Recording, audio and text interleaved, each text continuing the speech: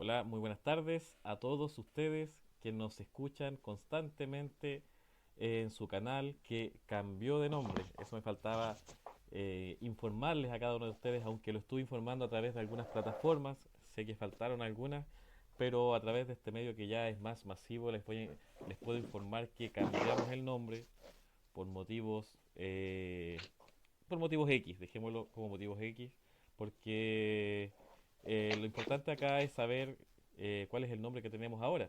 Usted nos puede encontrar con perspectivas en diálogo, ¿ya?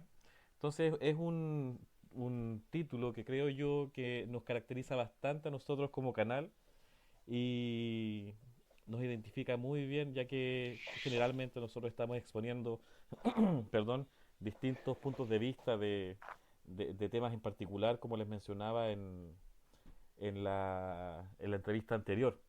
Hoy día, particularmente, tenemos, podríamos decir que una réplica a la postura expuesta no la semana pasada, la vez anterior. Que no recuerdo que fue hace como 2 o 3 semanas atrás. Nos demoramos un poquito en sacar este video, pero lo importante es que estamos acá nuevamente y estamos con un amigo de la casa. Estamos con nuestro amigo, nuestro querido hermano, compañero acá, el estimado Alejandro Maldonado, quien desde hace mucho tiempo ya nos apoya acá en nuestro canal. Y vamos a dar mención también al canal del estimado Alejandro Maldonado para que ustedes también puedan acercarse, suscribirse. Él entrega de todo tipo de material, no solamente religioso, así que también es bien importante poder acercarse y suscribirse, darle me gusta y todo para que puedan estar en continua información respecto a los temas que ahí se tocan. Así es que vamos a saludarle. Muy buenas tardes, estimado, ¿cómo está? ¿Cómo estás, querido hermano Víctor? Que el Señor te bendiga grandemente. Pues para mí también es una sorpresa el nuevo nombre del canal. Pues desearte siempre los parabienes, que este canal pues tuyo pueda crecer mucho más, que siga siendo una lumbrera de información muy útil, como lo ha venido siendo a lo largo de este tiempo, para cada uno de aquellos que buscan entender mucho más de la palabra del Señor. Muchas gracias por los deseos. Igualmente para usted, sé que he visto algún material por ahí político también y eso es importante, que nos extendamos, porque no solamente de un tema en particular nosotros podemos rodearnos, sino que tenemos que abrir nuestra mente, abrir nuestro abanico de conocimientos para poder tener una visión más amplia del mundo, ¿cierto? Sí, sí, es importante tener en presente todo, ¿no? Cuando el Señor Jesús nos dice que estemos velando, no está hablando de dedicarle un día de la semana a no dormir mientras cantamos alabanzas en la congregación, sino que lo que está diciendo el Señor en cuanto a velar es al hecho de estar pendientes a todo el mover del planeta, del ámbito social, cultural, económico, político, histórico, etcétera, que permitan que cada uno de nosotros podamos entender mucho más de la voluntad del Señor y de lo que está ocurriendo, obviamente. Así es, muy clarísimo lo que nos dice. Debemos estar con los ojos bien abiertos ante las eventualidades que están ocurriendo en el mundo, más hoy que por lo que está pasando lamentablemente en Medio Oriente. Bueno, Exacto. vamos a ir a lo que nos reúne en este día, que es hablar acerca de la naturaleza del Señor Jesucristo. Para eso invitamos a nuestro estimado Alejandro, ya que la vez anterior estuvimos conversando con nuestro amigo también Edgar Gañán, que nos entregaba una visión totalmente distinta a lo que habíamos visto en el canal, que es el unitarismo. Él, a grandes rasgos, confirmaba o afirmaba decir que Jesús no tiene naturaleza divina, que Jesús es 100% hombre, hijo de Dios sí, pero no divino. Es interesante en este día en particular poder escuchar esta réplica, entre comillas, que nos va a entregar este gran expositor, que es nuestro estimado hermano Alejandro Maldonado y amigo. Así es que, bueno, lo dejo. Yo sé que estuvo viendo el video, está bien informado, así es que lo dejamos para poder escucharle sin más preámbulos. Adelante. No, pues en primer lugar debo de agradecerte, estimado hermano Víctor, por la entrevista y por darme la oportunidad de poder analizar y responder de manera analítica y crítica a la postura unitaria expuesta por la entrevista previa a esta que se está dando, ¿no? Que es, como mencionas, de el amigo Edgar Gañán.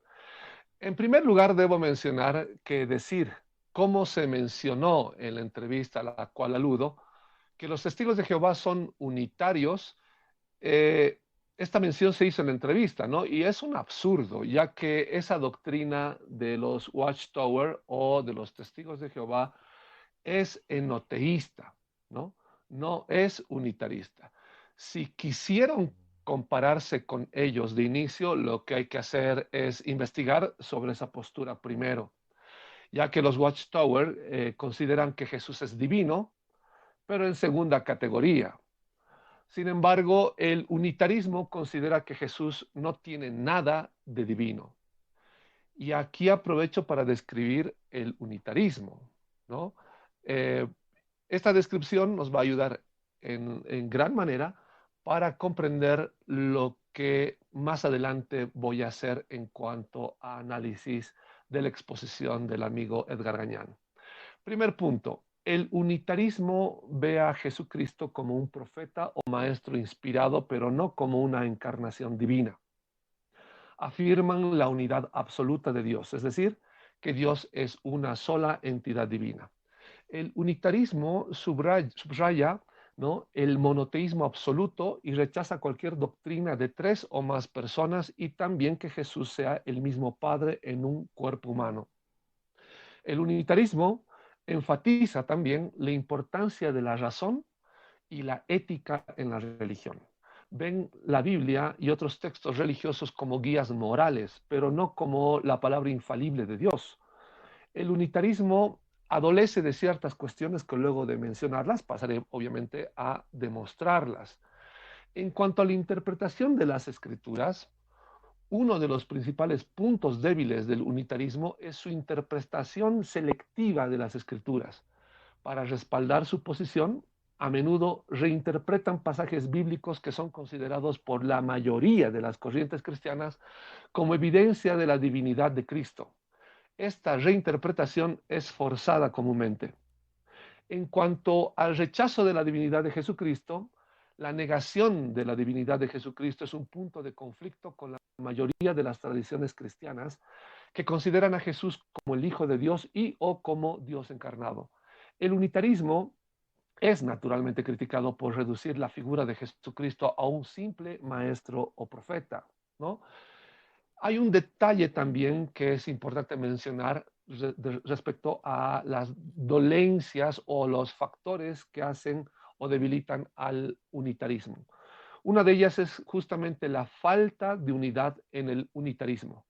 El unitarismo no es una religión única, sino es un término amplio que engloba varias tradiciones y creencias. Esto puede hacer que sea difícil generalizar sobre todas las creencias unitarias, ya que hay una diversidad de opiniones y enfoques dentro del movimiento.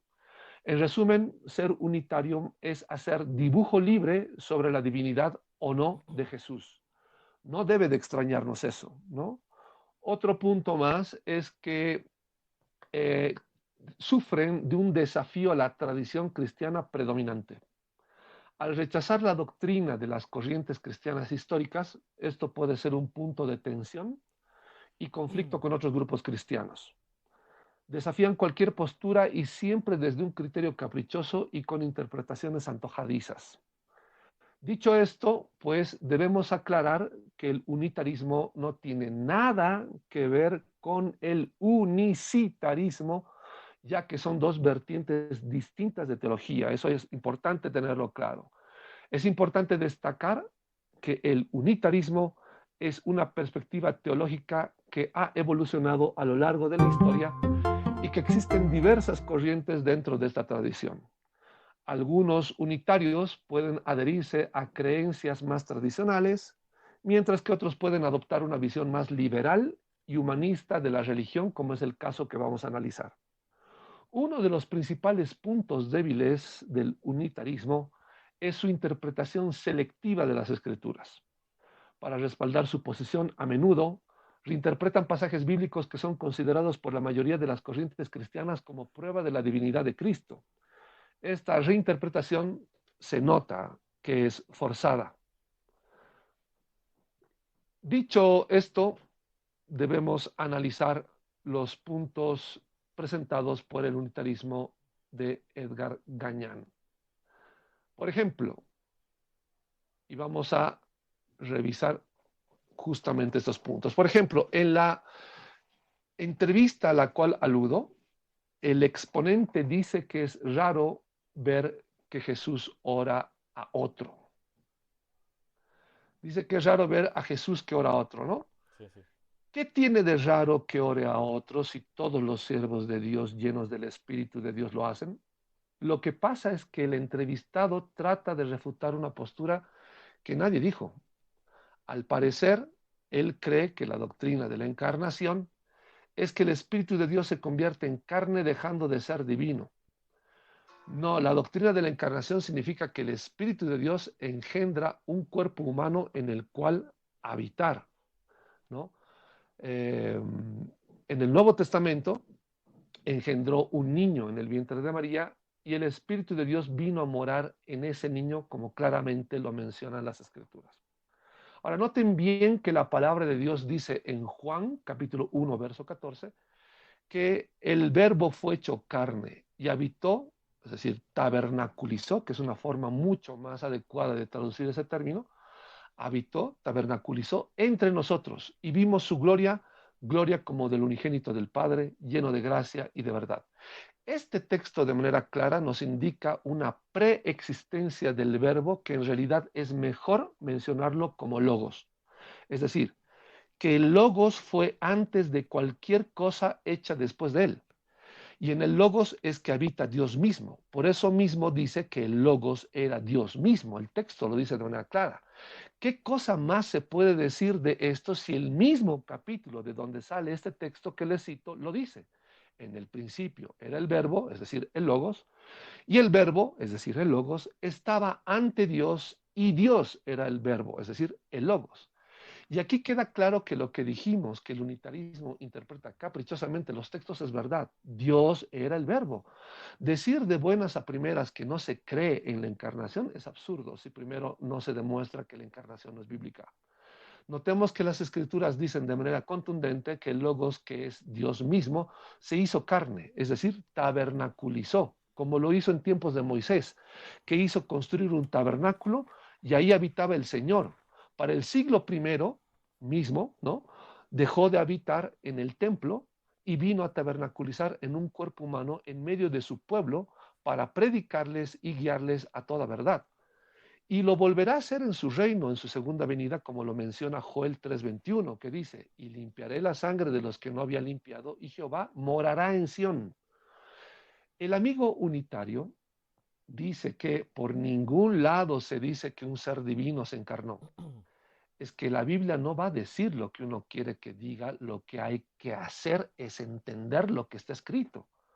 Y claramente el texto dice que el Logos es Dios mismo. Y este, es decir, Dios, tabernaculizó en un cuerpo humano, le guste a quien le guste. Otra cosa que menciona el amigo Edgar Gañán es el término egeneto de Juan 1:14, pero solo menciona la raíz ginomai. Y para el colmo, aparte de pronunciarlo mal, que es señal de desconocimiento de la lengua, no menciona que uno de sus significados es cumplir, ¿no? Nos menciona, mejor dicho, que uno de sus significados es cumplir, pasando por alto que en su gran mayoría de apariciones en el Nuevo Testamento es con el significado de llegó a ser y no cumplir. Esta interpretación es caprichosa ya que ni siquiera por el contexto tiene sentido. Miren cómo se leería si traducimos ese texto como lo sugiere el amigo Edgar Gañán. Y aquel verbo fue cumplido carne y habitó entre nosotros y vimos su gloria como la gloria como del unigénito del Padre, lleno de gracia y de verdad. Como se verá, no tiene ningún sentido. Y aquel verbo fue cumplido carne, no tiene sentido, no tiene absolutamente ningún sentido. Y algo que hay que tener cuidado y de lo cual protesto en estos tiempos es que muchos pseudopastores, por el solo hecho de tener acceso a un diccionario griego y hebreo, ya creen lo que dicen las escrituras en las lenguas originales, pasando por alto todas las definiciones gramaticales, morfológicas, declinativas, etcétera, que cada término tiene y su correlación con otros términos en el texto. Si el texto en cuestión quisiera decir que alguna profecía o palabra de algún tipo se cumplió, no utilizaría la palabra ginomai, sino la palabra pliro en tiempo auristo, pero no ocurre en este versículo. Luego dice que el Hijo estaba en Dios porque estaba en la mente de Dios. Eso es lo que dice nuestro amigo Edgar Gañán. ¿De dónde saca eso el amigo Edgar? ¿Qué texto de la Biblia dice semejante cosa? No podemos darnos de bíblicos y hacerle decir a las escrituras cosas que no dicen. Todo lo que menciono no es otra cosa que prueba de que la descripción inicial que hice del unitarismo es verdad. Luego, el amigo unitario dice que Jesús va al Jordán a ser ungido por Juan el Bautista. En primer lugar, notemos que se unge con aceite, no con agua. No puede ni siquiera usar los términos adecuados para definir su doctrina, que como verán ya adolece de varios errores, ¿no? En tan pocos minutos. Luego dice que Jesús nunca dijo que él era Dios. Y eso es falso. En Juan 10:30, el Señor dice, yo y el Padre, uno somos. Ahora, para que nadie le haga decir al Señor lo que no dijo, veamos qué significa esta frase. En Juan 14, verso 8 al 9 dice, Felipe le dijo, Señor, muéstranos el Padre y nos basta. Jesús le dijo, ¿tanto tiempo hace que estoy con vosotros y no me has conocido, Felipe? El que me ha visto a mí, ha visto al Padre. Como dices tú, muéstranos el Padre. Entonces, con el texto de Juan 1 y bajo el mismo testimonio del mismo autor en otro capítulo del mismo libro, podemos llegar a la conclusión de que Jesús es el mismo Padre, pero en el Espíritu, porque en el cuerpo es el Hijo. Es decir, Jesús es Hijo en cuanto al cuerpo y Padre en cuanto al Espíritu. Por eso dice que nadie puede llegar al Padre si no es por Él, porque quien cree en el Señor Jesús, inevitablemente está creyendo en el Padre que habita en Él. El amigo Edgar Gañán también dice que el Señor Jesús nunca dijo que era el Padre, pero claro que lo dijo en el pasaje que acabamos de leer, Juan 14, 8 al 9. Lo que nuevamente vemos es que el entrevistado lo que quiere es que la Biblia diga lo que él quiere que diga, como quiere que se diga, y no lo que Dios dijo para que uno pueda entenderlo. Que el Señor o al Señor le pregunten por el Padre y Él responda que tanto tiempo está con ellos y aún no le han conocido, es la mejor forma de decir que Él es el Padre. Al buen entendedor, pocas palabras. En resumen, si Jesús reconoce que Dios y se testifica por medio del apóstol Juan, ¿por qué no creerle? ¿Por qué no creerle que Él mismo es Dios? Si Jesús no es Dios mismo, haber dicho todo esto que acabo de citar del Evangelio de Juan, vendría a ser mentira. Y Jesús no miente, porque el poder que tenía venía del Padre que moraba en él. Y las palabras que decía no venían de él, sino del Padre que mora en él. Es más, Juan 14:10 es la evidencia. Escuchen bien lo que dice. ¿No crees que yo soy en el Padre y el Padre en mí? Las palabras que yo os hablo, no las hablo por mi propia cuenta, sino que el Padre que mora en mí, Él hace las obras. Me parece que para tener una postura doctrinal, primero, mi doctrina tiene que ser bíblica. Mientras tanto, es solo el capricho humanista el que me empuja a decir lo que me conviene para no ser responsable ante Dios de mis actos, minimizando así la exigencia que nuestro Señor nos da, de las cuales queremos rehuir. Otro criterio que tiene el amigo Edgar es la de decir que la única misión de vida del Señor Jesús es que el mundo crea que es el Hijo de Dios, omitiendo que ese no es el punto del Evangelio. Es ridículamente falso lo que dice. Juan capítulo 1, verso 12 dice, mas a todos los que le recibieron, a los que creen en su nombre, y recalco, a los que creen en su nombre, les dio potestad de ser hechos hijos de Dios. Noten bien que no es el único texto que menciona esto. El verdadero evangelio está en el nombre de Jesús. Y Jesús no significa solo Salvador. Y esto se puede ver desde el hebreo. Jesús significa Yahvé es el Salvador. Es decir, que lo que se debe de creer es que Jesús es Yahvé, el Dios de Abraham, de Isaac y de Jacob, revelado en un cuerpo humano. Nuestro Señor Jesús, que murió en la cruz por nosotros. Es decir, era el Padre entregando su propio cuerpo por amor a nosotros en la cruz. Otro error que comete es suponer que lo único que hay que creer es que Jesús es solo el Cordero de Dios, el Hijo de Dios. Por eso se puede creer sin mayor, mejor dicho, esto se puede creer sin mayor problema. Incluso era doctrina común creer que un judío sea hijo de Dios. ¿Dónde está la dificultad de eso?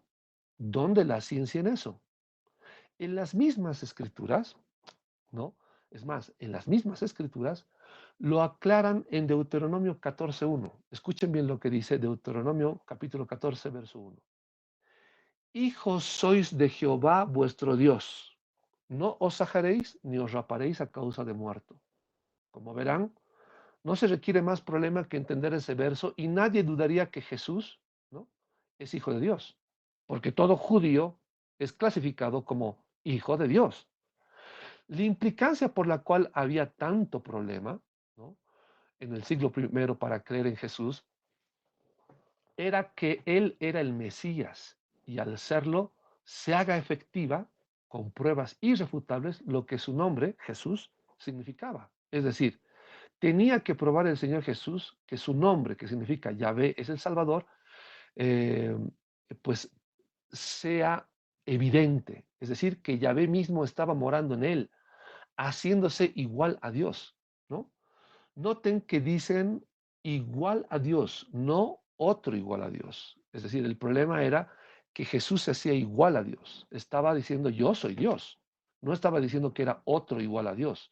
Ahí sí vendría al caso la doctrina trinitaria, pero en este caso no. Es decir, los judíos entendieron que Jesús declaraba que era el mismísimo Dios todopoderoso y eso les chocaba. Y es comprensible que les haya caído así de mal. Pero ellos no quisieron ver las evidencias en razón y poder de todo lo que hacía el Señor Jesús y su plena armonía con las Escrituras. Luego, el amigo Edgar Gañán dice en cuanto al nombre Emanuel que aparece en Mateo 1:23, que es como cualquier nombre que incluía el término Dios en sí mismo y que en ese entonces se solía hacer para cualquier nombre de cualquier judío o israelita de la época. En primer lugar, el nombre Emanuel no es un nombre común que se haya usado por judíos en esa época desde la profecía de Isaías hasta el siglo primero de nuestra era. No es un nombre común, sin mencionar que no se lo puso cualquier persona, sino Dios mismo a través de un profeta importantísimo como es Isaías y a través de un ángel. Y que el significado sea Dios con nosotros no es poca cosa. Es la prueba más clara de la divinidad de Jesús. Si no fuera así, entonces, ¿para qué perder el tiempo en ponerle tremendo nombre rimbombante? Entonces Dios, el profeta y el ángel mintieron, le pusieron el nombre para estar a la moda. ¿Qué insinúa? No hay evidencia que diga lo contrario. El poder del Señor Jesús, la coherencia de sus palabras y obras en plena armonía con las profecías mesiánicas lo demuestran. Era Dios mismo. Es más, Malaquías capítulo 3, verso 1 dice, He aquí yo envío mi mensajero, referido a Juan el Bautista, el cual preparará el camino delante de mí. Eso es lo que dice referido al Señor Jesús. Y noten bien que dice el camino delante de mí. Y vendrá súbitamente a su templo el Señor. Esto se refiere a la limpieza del templo, a quien vosotros buscáis, y el ángel del pacto, a quien deseáis vosotros, he aquí viene a dicho Jehová de los ejércitos. Si ustedes comparan este texto de Malaquías 3:1 con la cita que tenemos en los evangelios, van a notar una diferencia. En uno dice delante de mí y en otro dice delante de él. ¿Por qué hay este cambio en el sujeto? Pues bien, este cambio se debe a que cuando lo dijo Malaquías era el Señor desde el Espíritu que se refería a sí mismo. Y en el Nuevo Testamento se refiere al Señor Jesús porque ya está Dios ahí encarnado en el Señor Jesús. Por eso hay ese cambio en esta cuestión de este versículo, para que entendamos que se refiere al mismo Señor. Es increíble pensar que mm, piensen, ¿no?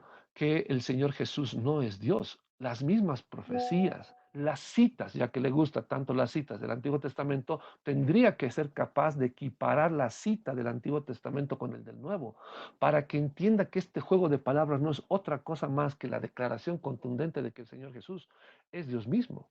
Y esta profecía que les menciono de Malaquías se cumplió demostrando que el Señor Jesús es Dios mismo, y no solo una idea o un plan ejecutado.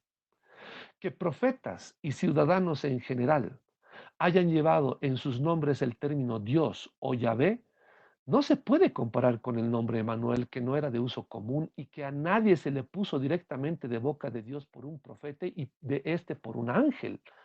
Lo triste es que en el minuto de la entrevista de Edgar Gañán, minuto 24, segundo 47, admite que el nombre Emanuel significa que era Dios con nosotros para salvarnos por medio de Jesús. Es decir, que Jesús es Dios revelándose a través de un cuerpo humano mortal para darnos salvación. Es decir, no puede evitar decir lo que el texto mismo lleva a entender, que Dios, ¿no?, se encarnó y vino a morir por nosotros en la cruz. En el minuto 26:32 de la entrevista, el amigo unitario dice que Jesús es el unigénito del plan de salvación que Dios tenía para nosotros. Si uno quiere ser bíblico, pues tiene que dar los textos bíblicos que corroboren lo que uno dice y no solo la postura que tengamos como fruto de una mala lectura de comprensión. Esto es absurdo de cabo a rabo. El amigo Edgar Gañán dice también que Isaías 9:6 no es prueba de la divinidad ni de la persona de Jesús porque nadie lo cita como él quiere que lo citen para que sea una evidencia. Otra vez, como pueden notar, todos los seguidores de este prestigioso canal, el amigo unitario hace interpretaciones y análisis caprichosos del texto. Si seguimos la lógica del estimado unitario Edgar Gañán, casi toda la obra del Señor Jesús sería falsa o no tendría sustento bíblico porque no se citó los textos que corroboren la obra del Señor Jesús, ya que solo, atentos a esto, estimados oyentes, ya que el porcentaje de versículos del Antiguo Testamento citados en el Nuevo Testamento se estima que sea del 10 al 15% de la totalidad de versos del Antiguo Testamento. O sea, bajo esa lógica, casi toda la obra del Señor no tiene sustento en el Antiguo Testamento porque no se cita a qué parte del texto del Antiguo Testamento se hace referencia a algo que hizo el Señor Jesús. Es decir, que lo que quieren los unitarios es que en vez del Nuevo Testamento, Dios nos haya dado una concordancia para creer que Jesús es Dios mismo. Como verán, es solo una interpretación antojadiza y un método acorde a esos caprichos. Isaías capítulo 9, versos 6 al 7 dice: porque un niño nos es nacido, referido al Señor Jesús, hijo nos es dado y el principado sobre su hombro y se llamará su nombre admirable, consejero, Dios fuerte, Padre eterno, príncipe de paz. Verso 7, lo dilatado de su imperio y la paz no tendrán límite sobre el trono de David y sobre su reino, disponiéndolo y confirmándolo en juicio y en justicia desde ahora y para siempre. El celo de Jehová de los ejércitos hará esto. Como se verá, omite también el contexto del verso e ignora que el verso 7 confirma que está hablando del Señor Jesús. Entonces, ¿por qué creen que los evangelistas se mataron explicando a detalle que Jesús es descendiente de David? ¿Para qué? Si la profecía dice que es el trono de David el que va a permanecer para siempre, referido a un descendiente que va a gobernar por la eternidad.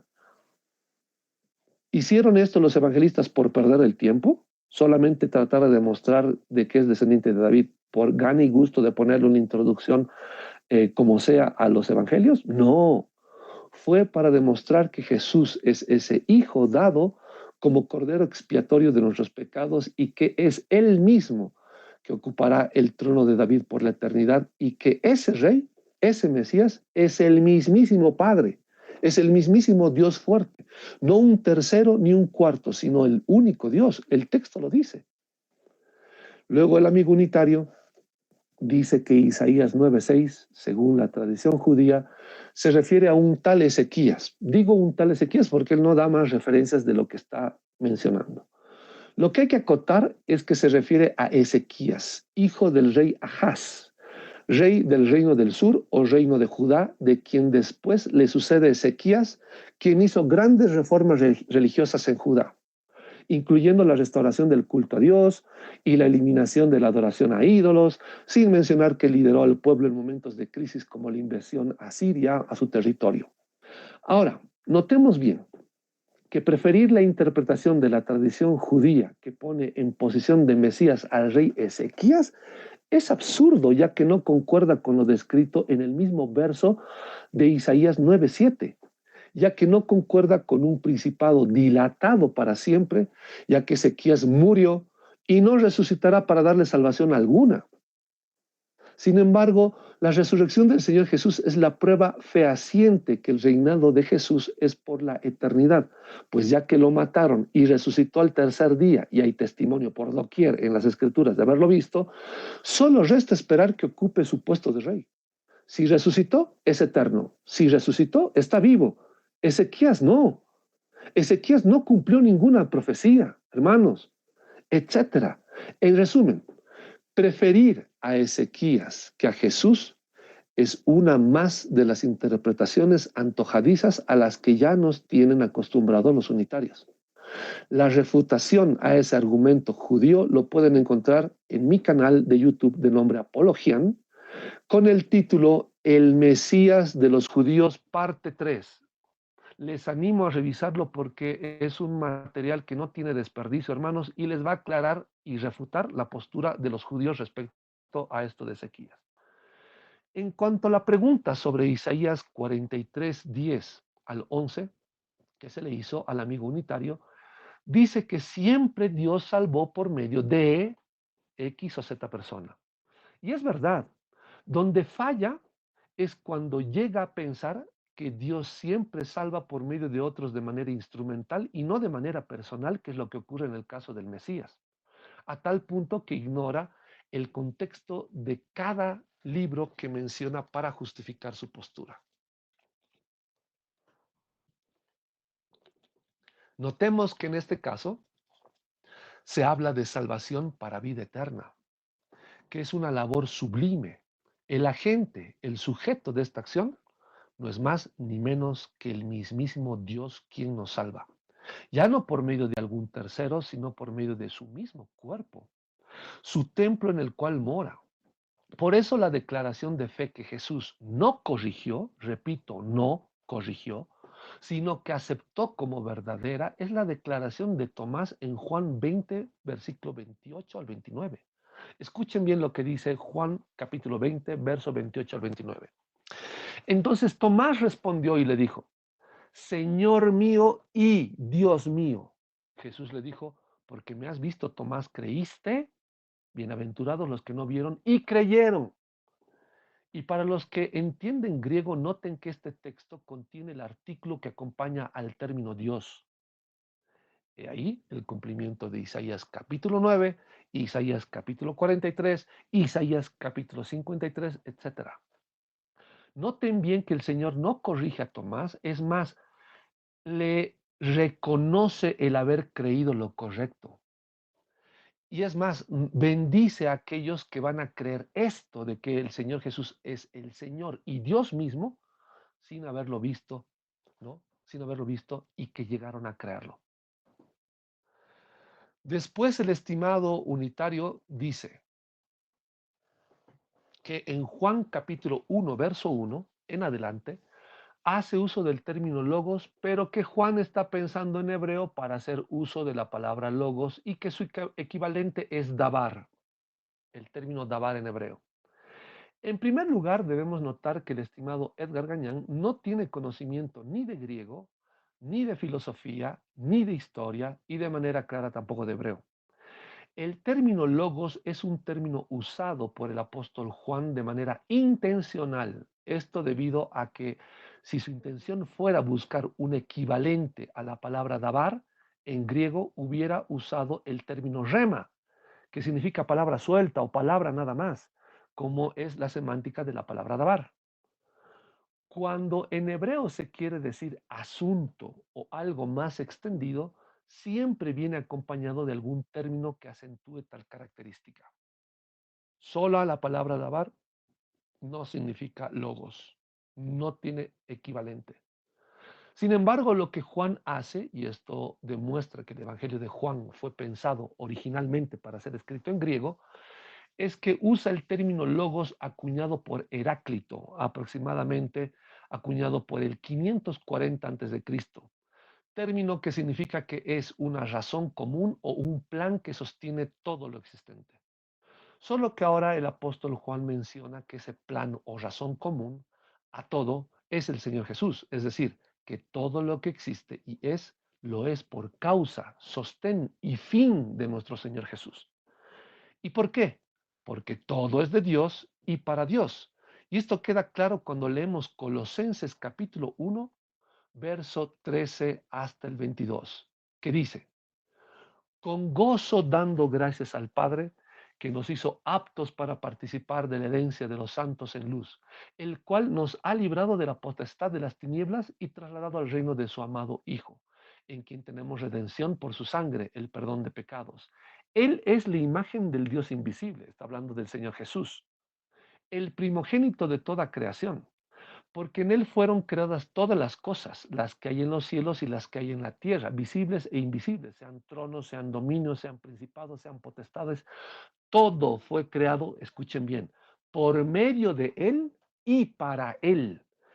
Por eso dice Juan que es el Logos y es Dios mismo. Eso aclara y confirma lo que dice Juan capítulo 1, verso 1. Y continuamos con la cita. Y Él es antes de todas las cosas y todas las cosas en Él subsisten. Y Él es la cabeza del cuerpo que es la iglesia, el que es el principio, el primogénito de entre los muertos para que en todo tenga la preeminencia. Noten bien que dice que Él es antes de todas las cosas. Y Edgar Gañán decía que no tiene preexistencia el Señor Jesús. Por cuanto agradó al Padre que en Él habitase toda plenitud, se refiere a su divinidad. Y por medio de Él, es decir, de Jesús, reconciliar consigo todas las cosas, así las que están en la tierra como las que están en los cielos, haciendo la paz mediante la sangre de su cruz. Y a vosotros también, que erais en otro tiempo extraños y enemigos en vuestra mente, haciendo malas obras, ahora os ha reconciliado en su cuerpo de carne. Es decir, Dios nos ha reconciliado con Él mismo a través de su cuerpo de carne, en su cuerpo de carne, por medio de la muerte para presentaros santos y sin mancha e irreprensibles delante de Él. ¿Cómo podemos olvidar todo lo que dice Colosenses en este capítulo y negar la divinidad de Jesús y negar que el Padre mora en él y negar que Dios mismo reconcilió al mundo con él mismo a través de su cuerpo de carne?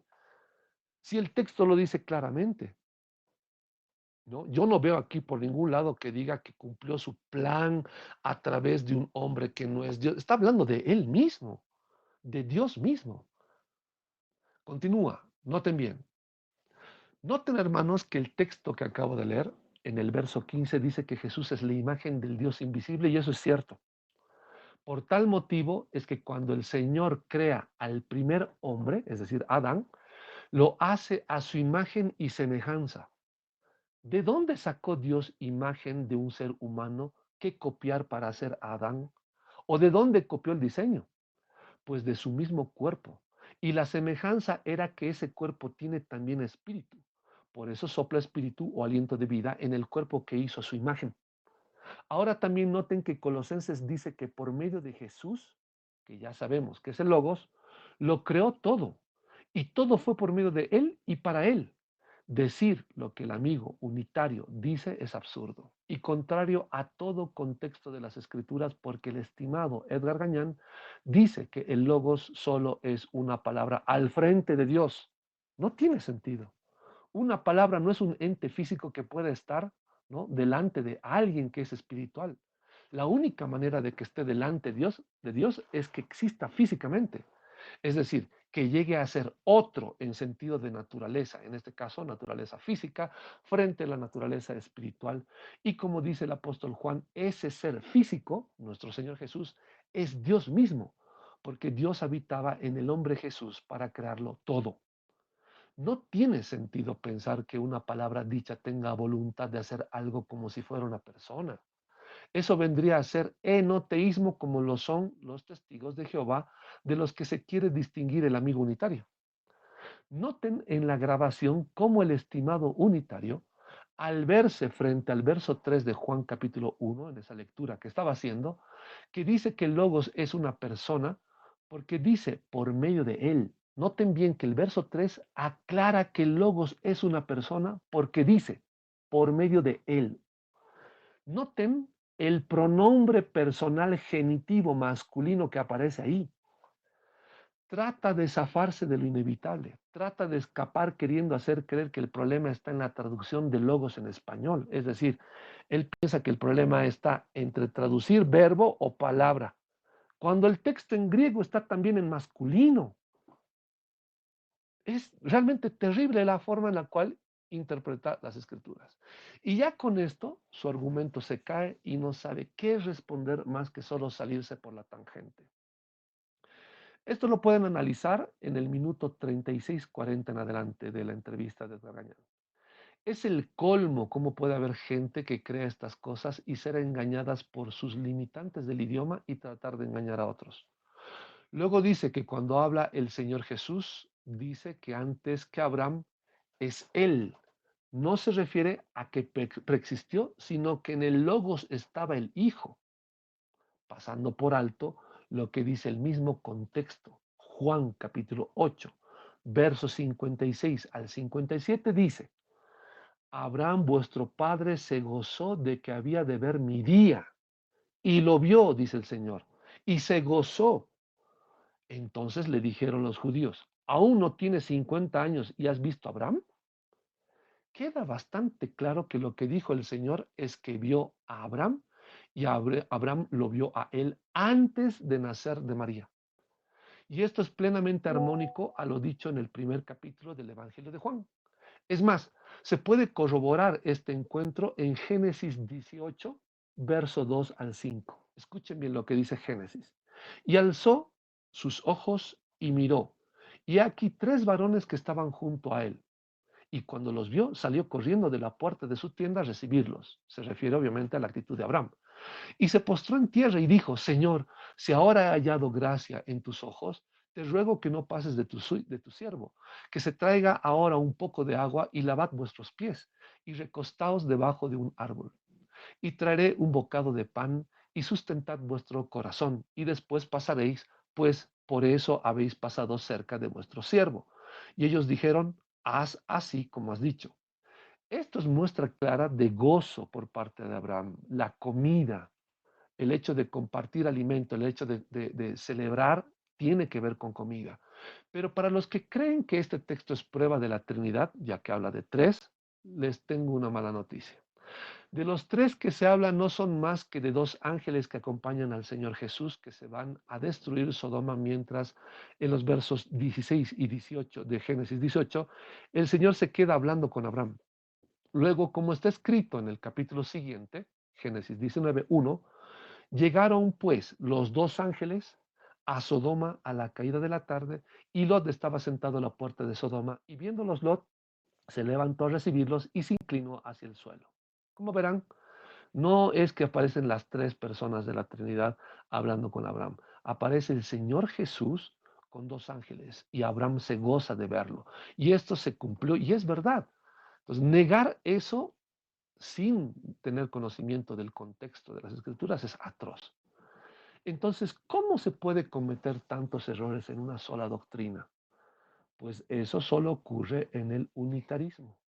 Después, en el minuto 44, segundo 35 hasta el 39, reconoce que Dios habita en el Señor Jesús y da el ejemplo de que nuestro hermano Víctor, que está dirigiendo esta entrevista, vive en una casa amarilla y que eso no significa que Víctor sea una casa amarilla por el hecho de habitar en ella.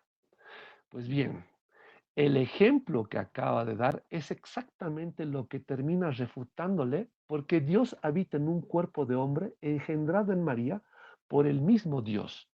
Y Dios, al habitar en ese cuerpo, no significa que Dios se transformó en carne, no, sino solo que Dios está en ese cuerpo y que el espíritu no es el cuerpo, así como el cuerpo no es el espíritu. Pero juntos hacen a Jesús, como ocurre con cualquier humano, que estamos hechos de espíritu y de cuerpo. Es más, si nuestro hermano Víctor me grita desde dentro de una casa amarilla, no voy a decir que la casa me habla, sino el hermano Víctor, es obvio. Por eso el Señor Jesús dice en Juan 12:44, el que cree en mí, no cree en mí, sino en quien me envió. ¿Qué es, qué es el mismo, no? El que le envió es el mismo que habita en él, es decir, Dios. Este juego de palabras son utilizadas por el Señor Jesús para que no se genere falsa doctrina, como el kenotismo, como el docetismo, o como en este caso de nuestro amigo unitario, que es de línea ebiotista. Finalmente, dice que los discípulos y apóstoles hicieron grandes milagros, incluso más que Jesús, porque era el poder de Dios el que hacía eso. Y eso no significaba que cada uno de ellos fuera Dios. Pero lo que omite el estimado Edgar Gañán es que hacían esos portentos porque recibieron en Pentecostés el Espíritu del Señor Jesús, al que conocen, ¿no? O al que ustedes conocen como el Espíritu Santo o como el Padre. Si alguien no cree que el Espíritu Santo es el mismo Señor Jesús, yo les recomiendo revisar Romanos capítulo 8, verso 9 y el versículo 11 del mismo capítulo. En conclusión, después de todo el análisis realizado, podemos concluir lamentablemente que el unitarismo queda como un movimiento pequeño y sin perspectivas de crecimiento alguno debido a sus puntos débiles ya mencionados y a su interpretación caprichosa e individualista de las escrituras. Queda demostrado no solamente que Jesús es Dios, sino también que la unicidad de Dios está claramente demostrada por la palabra del Señor. Si hay alguna pregunta, algo, mi estimado hermano Víctor, pues estoy atento al mismo.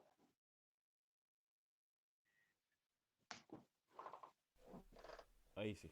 Sí, le escucho. Perfecto. No, mire, no le quise interrumpir porque sé que quizás hubiese estorbado más que haber aportado, debido a que, claro, se ve la dedicación también que hubo en este estudio. Momentáneamente estaba viendo algunas cosas, algunos versículos que también me gustaría que pudiésemos analizar en este momento, así como lo hicimos con el estimado Edgar. El estudio a mí en Ujú. particular lo encontré súper completo. Eh, para las personas que, o sea, lo que más importa es que lo escuche, ¿cierto? Y pueda analizarlo la gente que cree en esta doctrina unitaria, ya que ellos pueden hacer un análisis y una comparación seria, que es lo que importa, más allá de más allá de ir al, ¿cierto? Al ataque personal, sino que ir a al argumento y poder analizar de forma seria, como decía anteriormente. Vamos a analizar algunos versículos, ya que no le quiero quitar tanto tiempo tampoco, y vamos, y ahí usted me da la interpretación, ¿cierto? Que usted estime correcta. Vamos a ir, no, pero antes de eso, me parece mucho que usted habló acerca de que Jesús habría quizás afirmado que era divino, o que era Dios, ya Ujú. que el estimado Edgar dijo, ¿cierto?, que Jesús en ninguna parte, perdón, había, en el Nuevo Testamento dice que es Dios. Ujú. Por lo tanto, eso podríamos concluirlo como que Jesús no participa de la naturaleza divina. El hecho de que Jesús Jes- no lo haya dicho, Ujú. ¿hace que sea solamente un hombre? No, para nada. Lo que hay que tener mucho cuidado es que el momento de la predicación del Señor Jesús era bastante delicada. Él no usó ni siquiera el término Mesías. Él lo que hacía es el uso del término hijo de Dios o hijo del hombre. Esto porque es una mención, una cita directa a las profecías, obviamente, del libro de Daniel, etcétera, Ezequiel y demás. Esto para que la gente que estaba entendiendo el mensaje del Señor deduzca que se refiere a Él. Obviamente nosotros, fuera del tiempo del Señor Jesús, podemos exigirle al Señor que diga un montón de cosas cuanto antes, pero es absurdo. Si el Señor decía directamente, de manera temprana, que Él era el Mesías, que Él era Dios, no hubiera muerto en la tercera Pascua después de que el Señor empezó a predicar. El Señor tenía un tiempo puntual para morir en la cruz, ¿no? Claro, Desde el momento que él empieza su ministerio, son 3 Pascuas las que pasan y en la tercera es en la cual tiene que morir el Señor. Entonces, claro. decir o hacer una declaración de este tipo antes es realmente absurdo, porque se salía de la profecía, porque Ujú, la profecía se tenía que cumplir en un tiempo determinado. Entonces, no es que nosotros, por eso decía, no es que nosotros le exijamos a claro, Dios, deberías haber dicho esto. No, lo que nosotros tenemos que hacer es entender lo que el Señor Jesús dijo dentro del marco histórico, cronológico y contextual para que nosotros sepamos y le demos la razón al Señor. claro. Porque para eso fácilmente el Señor podía haber dicho una declaración de fe de cualquier iglesia a los 10 minutos de haber empezado a predicar y hubiese terminado muerto a los 10 minutos de haberlo dicho. Entonces no tiene ningún sentido. Lo que el Señor sí dice, y lo dice sin decirlo, sin mencionarlo, es escuchar la declaración de Tomás y no corregirle a Tomás. Claro. Mi Señor y mi Dios. Y el Señor no dice absolutamente nada. Era el mejor momento para decirle, Tomás, no me digas Dios. Yo solamente el Padre, yo solamente soy un siervo que ha venido a cumplir la palabra, el logos del Señor. No dice nada de eso. El Señor en su silencio admite que lo que dice Tomás es verdad. Es más, lo corrobora cuando dice, habiendo visto, recién crees, le dice. Claro. O sea, Es claro, decir, está confirmando la fe de Tomás. claro, lo que nos dice usted entonces es que no es necesario que Jesús lo haya dicho, lo haya afirmado, ¿cierto? Ya que el mismo texto indicaría por sí solo que Jesús es Dios. Exacto, exacto. Es más o menos como decirles, si hay un animalito peludo que ladra, mueve la Sí, sí, cola y le gustan mucho los huesos, ¿qué es? entiendo. Obvio, es un perrito, es un perrito. Claro. Lo mismo pasaba con las profecías. Si es todopoderoso, si puede levantar muertos, si puede dar vista a los ciegos, si puede caminar sobre el agua, si de paso puede resucitar al tercer día y es descendiente del linaje de David, ¿quién es? Obviamente el Mesías. Y si es Claro. eterno, obviamente es divino, obviamente es divino. Claro, porque, o sea, yo creo, o sea, no creo yo, sino que se podría interpretar que la profecía acerca del Mesías no necesariamente implicaba que el Mesías fuese divino, ¿o no?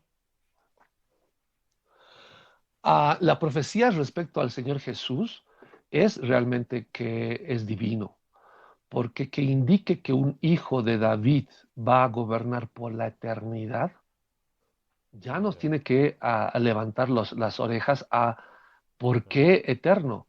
¿Por qué no dice directamente si está hablando de un hombre cualquiera? ¿Por qué no dice que va a mantenerse el trono de David por generaciones de generaciones?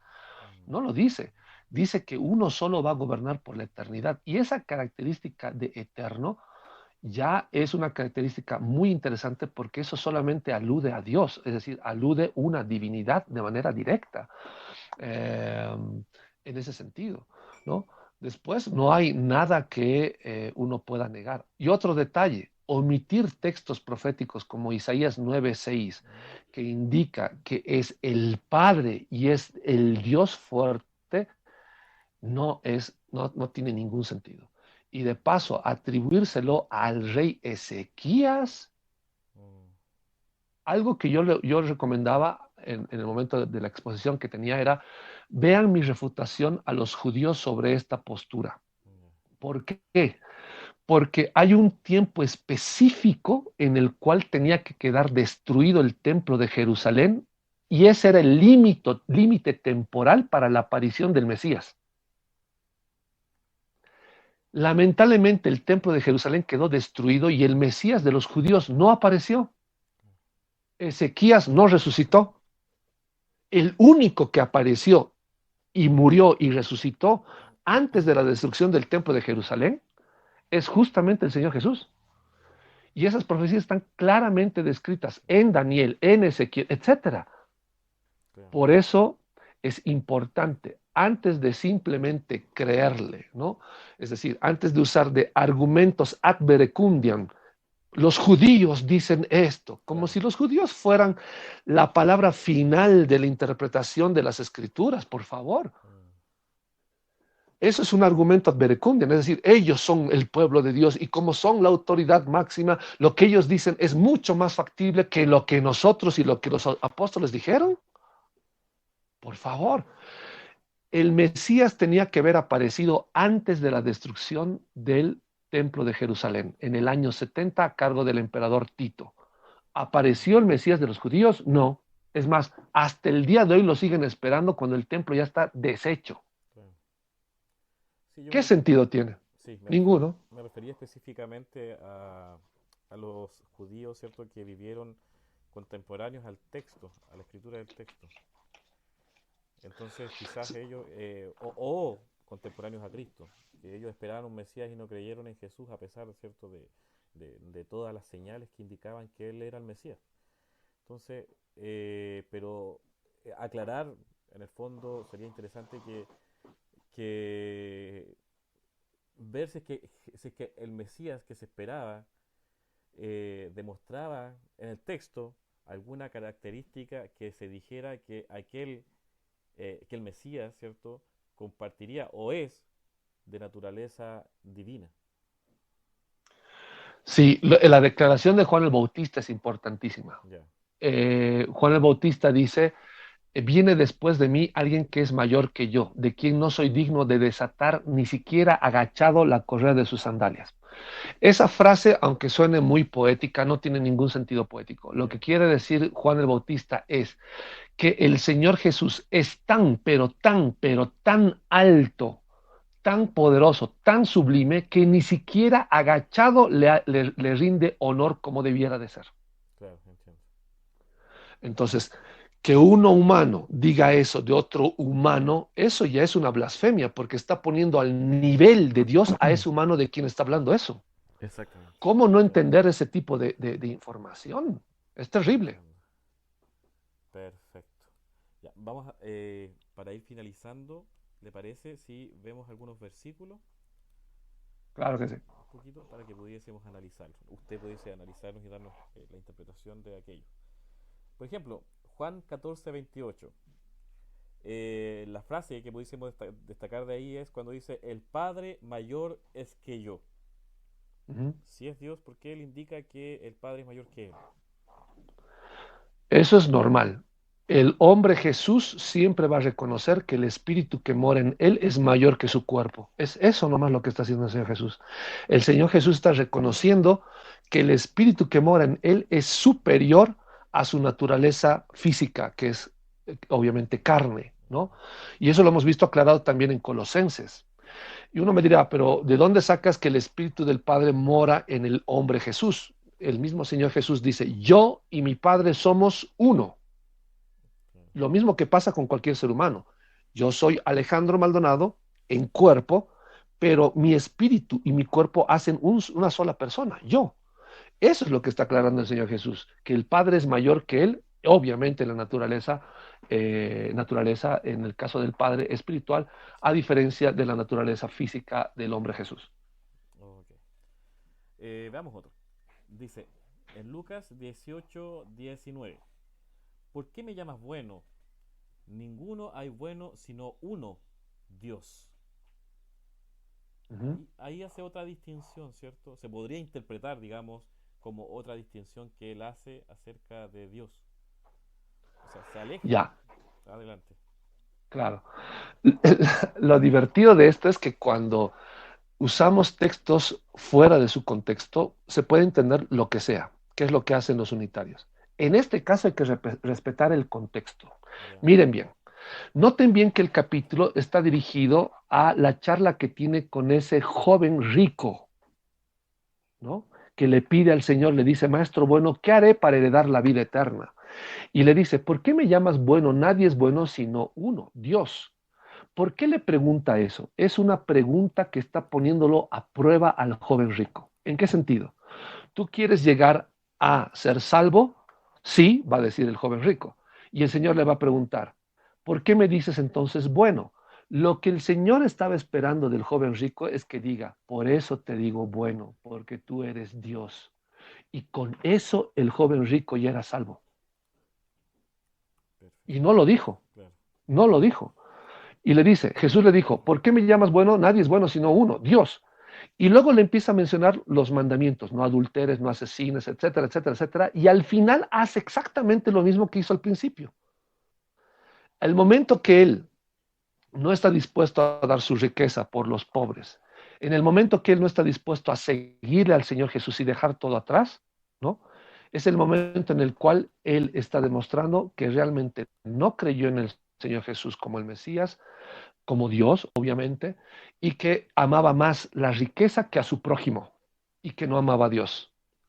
Con esto queda demostrado que todo el argumento que tenía el joven rico de que amaba a Dios y que amaba a su prójimo no era verdad. Es más, ni siquiera entendía quién era el Señor Jesús. Entiendo.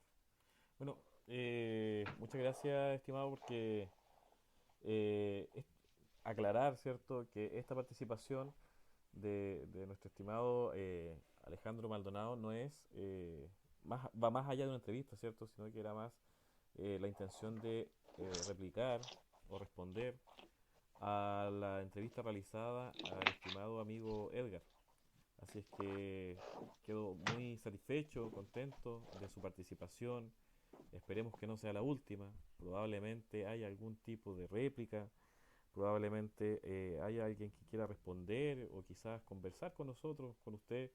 Esperamos poder reunirnos nuevamente, ya que es de suma importancia, creo yo, debido a la seriedad que le hemos dado también nosotros como canal, a usted, el estimado Edgar. eh, es de suma importancia conocer estos puntos de vista y que las personas con la misma seriedad también tomen la decisión correcta, ¿cierto? Claro que sí. Y pues darles las mayores bendiciones a todos nuestros oyentes, a su hermano Víctor. Y espero, es mi oración al Señor, que todo lo que hemos tratado a través de esta entrevista, pues sea de mucha, mucha edificación para todos nuestros oyentes, a todos nuestros amigos, hermanos. Y pues bien, a la vez también, a través de tu dignísimo canal, estimado hermano Víctor, anunciar también que por un tiempo hemos estado suspendidos en el canal de Apologian También, ya. y que bueno, ya dentro de poco vamos a retomarlo, sí, vamos a retomarlo también Muy para bien. que puedan suscribirse también en el mismo. Sí, sería buenísimo, sería buenísimo. Estuvimos también nosotros con harto tiempo de paréntesis, estuve también revisando su canal. Hay muchos temas interesantes. Creo, ¿cierto?, que probablemente vaya a tocar este tema. Sería buenísimo. Así que los invito a todos a seguir ahí al canal Apologian y a nosotros, obviamente, Perspectivas en Diálogo. A veces, de repente, se me quiere salir el Tetelestai, pero ya cambiamos el nombre. Nos va a costar un poco adaptarnos, pero vamos a estar ahí tratando por eso le pusimos ex de Telestay. Así que, estimados, quedan todos invitados a visitar el canal Apologían y el canal Perspectivas en Diálogo. Vamos a estar por ahí probablemente pronto en Twitch, que es una plataforma que está bien instalada, ha sido bien masiva, así es que probablemente estemos por ahí también compartiendo estos videos.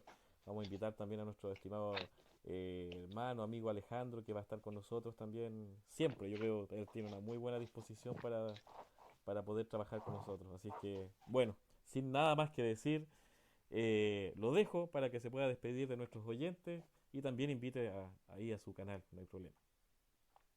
Muchas gracias, amado hermano Víctor. Pues mandarles un fuerte abrazo a todos, las más ricas bendiciones para sus vidas, sus familias y nuevamente pues esperarlos tanto aquí en este canal de nuestro hermano Víctor como también en el canal Apologian para que ustedes puedan suscribirse y sobre todo puedan compartir, ¿no? Porque guardarse la información solamente para uno creo que no es muy útil. El deseo de nuestro corazón es de que ustedes lo puedan compartir con cuantas personas puedan hacerlo porque el objetivo es edificarnos entre todos.